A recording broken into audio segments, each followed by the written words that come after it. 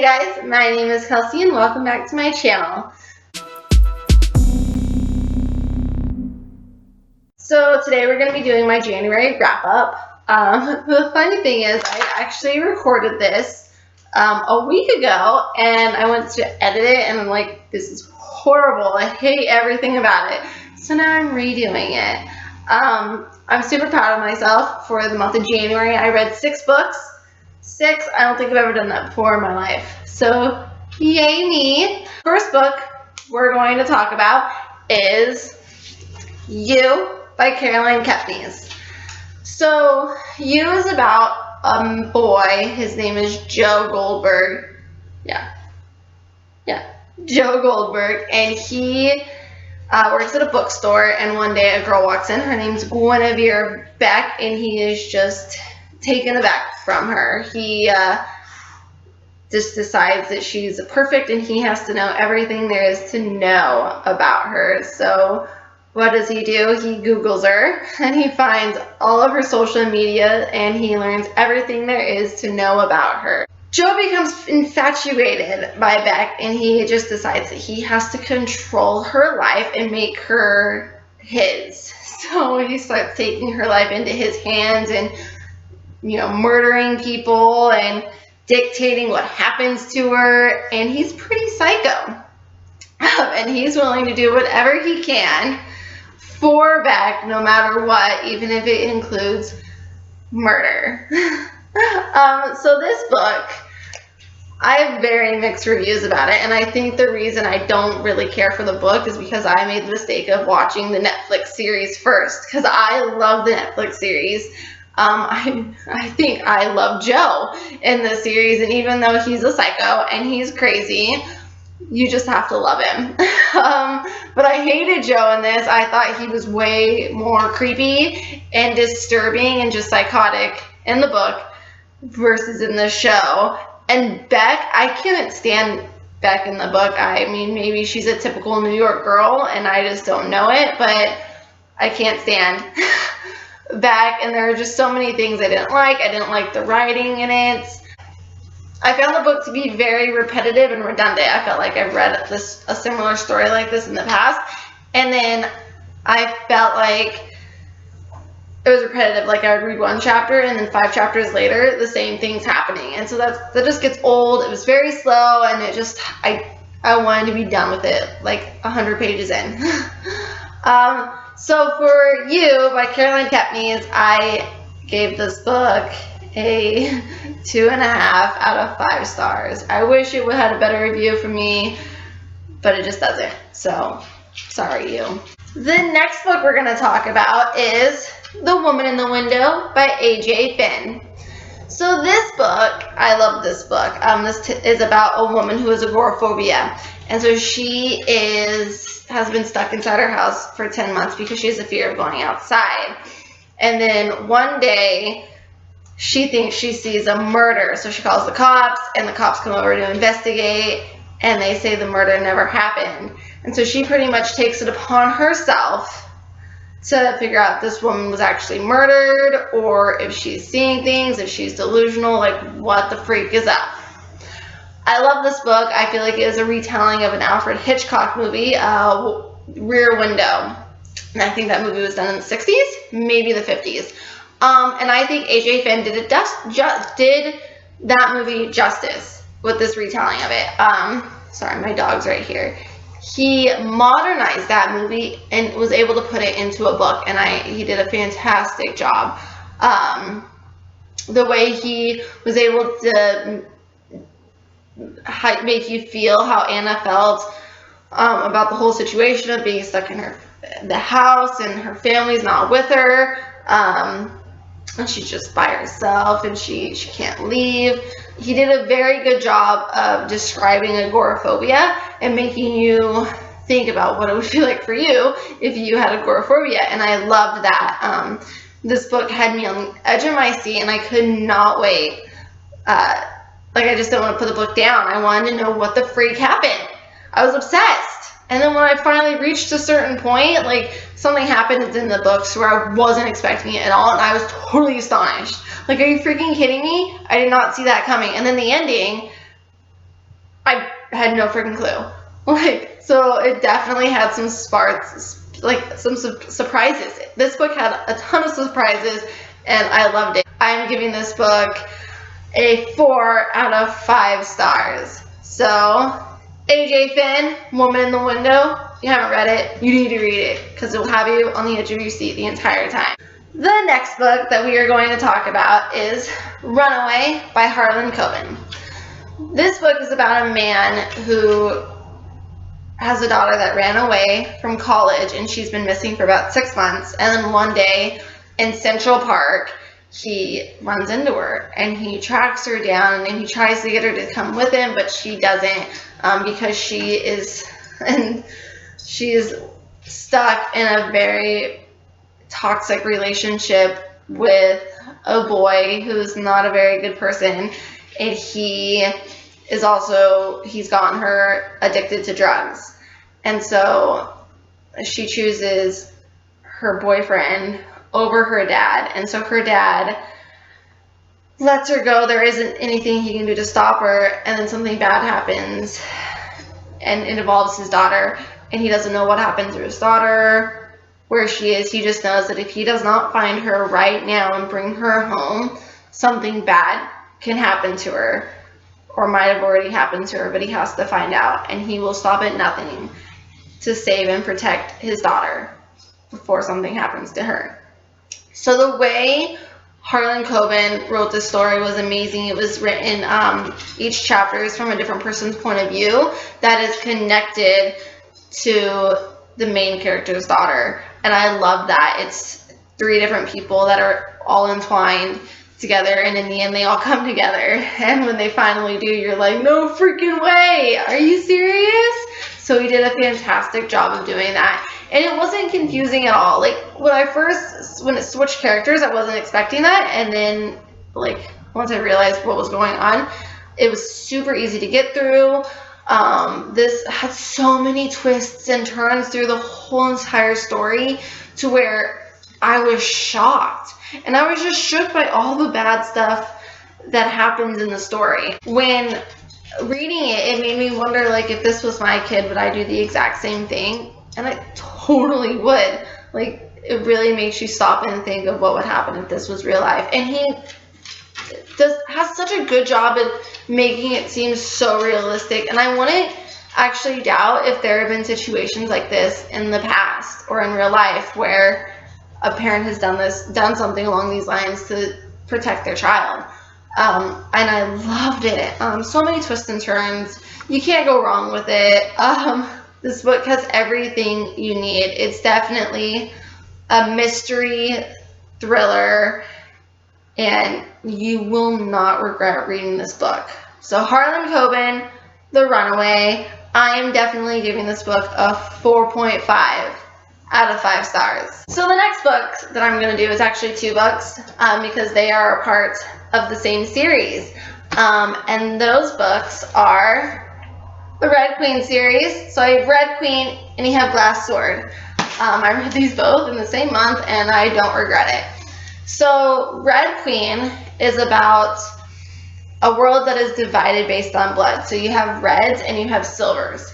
And so the reds are the lower class people that don't have any special abilities. And the silvers are the silver elites. They have special powers that make them very unique and make people fear them, and that's how they're able to control the reds. And so the silvers are able to control the reds, and the reds fight the silvers' battles for them, which doesn't make sense considering that the silvers have powers and the reds don't. So why would the silvers need the reds to fight their battles? Oh, I don't know, because they don't want to freaking risk their lives. So the book is about a girl. Her name is Mare Burrow, and she is a red. And she pretty much spends her days stealing and pickpocketing from people in order to provide for her parents and her brother and sisters. Mare is 17, and she is very close to conscription, which means she is going to have to go fight the silvers' wars for them. And she's willing to do whatever she can. And Mare despises the silvers, and so she doesn't want anything to do with them. But one day she finds herself, sorry, One day, Mare finds herself in the Silver's palace, where the king and queen are. And so she pretty much gets herself into a sticky situation where her life gets put on the line, and she ends up showing that she has special abilities and powers just like the Silvers. But yet it's weird because she's not a Silver, she's a Red. She literally has red blood. So why does she have this special ability? Because they don't tell you this stuff in school. Like, there's nothing ever mentioned of a Red having a special ability or power. The Silvers end up capturing her, and the king and queen decide, we're going to hide you in plain sight because you are a real thing, but we've been lying about it for a very long time. So we're going to hide you in plain sight and say you're actually a Silver, and we're also going to make you promise to marry our prince of a son. And there's nothing she can really do. She pretty much makes a deal with them to protect her family and her friends, and she's like, okay, I'll keep your lie as long as you do this for me. She ends up living with the Silvers, promised to their prince of a son, but because she still hates the Silvers and she still wants to stop them, she joins the Red Rebellion called the Red Guard, and they will stop at no cost to kick the Silvers off of their high horses and end them pretty much. So she becomes a spy for the Red Guard, and she doesn't care if it's putting her life on the line or if it's risking everything, even her family. She wants to stop the Silvers.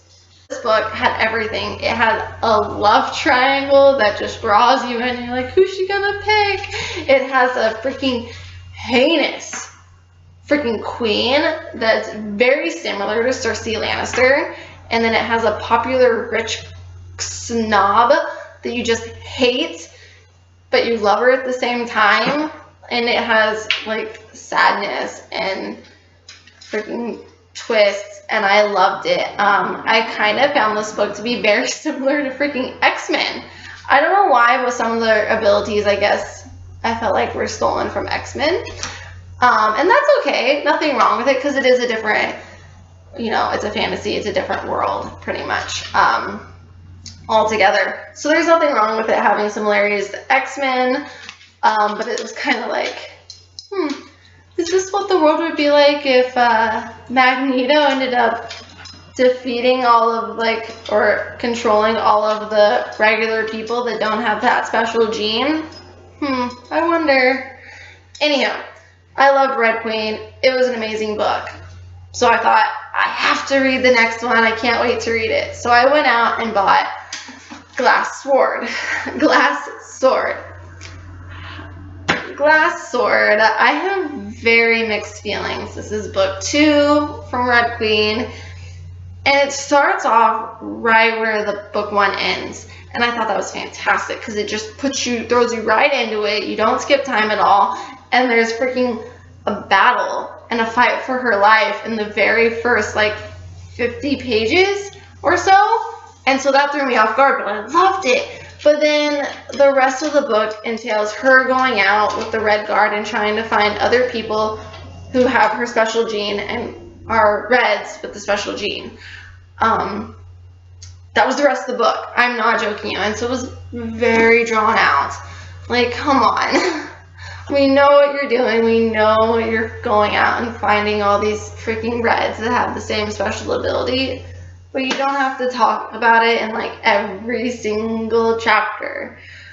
You won't ever hear this from me, but I wanted more love and romance in this, and this book didn't have any. And when they finally gave you a tidbit, it ended, and you're like, come on, they just kissed, give me something else. And there was nothing else. I want to love this series, and I'm hoping book 3 changes, but book 2, Glass Sword, was a total letdown, and so I hope it gets better. I really do. So Red Queen, I gave Red Queen a 4 out of 5 stars, and then for Glass Sword, I'm giving it a 3 out of 5 stars. I'm so sorry, but I did go out and order book 3 and book 4 from the Red Queen series. So I'm hoping, and I'm reading those this month, and so I'm hoping that it like picks up and it gets a lot better, because I want to love this series. I really do. And the last book we're going to talk about is Ninth House by Leigh Bardugo. So this book is about a girl. Her name is Galaxy Stern, but everybody calls her Alex. And she has a special ability, and that is the ability to see ghosts. And in this book they call them Greys. One day she wakes up in the hospital because she is OD'd, and she wakes up to find that the Dean of Students from Yale University is sitting next to her bed, and he wants her to attend Yale. Now she's very taken aback by this because she is a high school dropout and she has a very rough past. She had some bad things happen to her, to which she decided to turn to drugs and very bad boyfriends to get her through things. So she's very taken aback by this and she's confused. And he goes, I know about your ability. I know your ability to see Greys. And the thing is, Yale is not your typical university. Yale has occult societies, and there are 8 of them, and Alex is tasked with watching over these societies and monitoring them, pretty much. And there's 8 of them, and they all have different like factors in magic that they focus on. And I think it's really cool because Bardugo does like explain at the end of like a few chapters like what each of these societies are and what different types of magic they practice, and that was very cool. So when Alex is there and she's monitoring these societies, a murder takes place, and so she decides that she is going to she gets called, so Alex gets told that she's going to go investigate this murder, and so she does. And she gets the feeling that this murder is connected to one of the societies on campus, but everybody's trying to cover it up. And so she's really confused, and so she takes it upon herself to solve this murder herself, because there's just something about this murder that she can't get out of her head. And so the book pretty much focuses on her figuring out her abilities and what she is able to do and solve what is really happening on this campus of Yale University and with these societies. And she will stop at nothing to find out, even if it means putting herself at risk and, you know, maybe her getting murdered. So Leigh Bardugo does a fantastic job of drawing you into the scenery of Yale and like giving you the ability to picture Alex walking along this campus and see what she's actually seeing in all of these houses and in these societies, which is very cool. And fun fact, Bardugo actually attended Yale, so she used a lot of her experience and stuff that she encountered at Yale in her books, and I thought that was fantastic. And she does a great job of like grabbing you by a hook and just pulling you through straight into the story, and you just get drawn into this different fantasy world. And it's incredible. It really is. She did not let us down with this. I will say I was a little bored with it, and it had its tendencies to be a little bit hard to follow. And that was a letdown. But in the end, it was okay because you got through it. I mean, I took a ton of freaking notes so that I could go back and reflect and be like, okay, I remember this now. I did have to reread a certain parts because I did get lost. But in the end, I'm so happy with the outcome, and I'm so happy with the ending, and I'm so happy that there's room for another one. I can't wait. So I am giving this one, Ninth House by Leigh Bardugo, a 4.5 out of 5 stars. That is my January wrap up. I hope you guys enjoy it. Please let me know if you have read any of these books, and I would love to hear your opinions and thoughts and what you would like to tell me about what you thought about this book. So please let me know in the comments. I will most definitely read them and reply back to them. That pretty much wraps it up for today. Thank you so much for watching, and please subscribe to my channel, and I will talk to you guys later. Bye!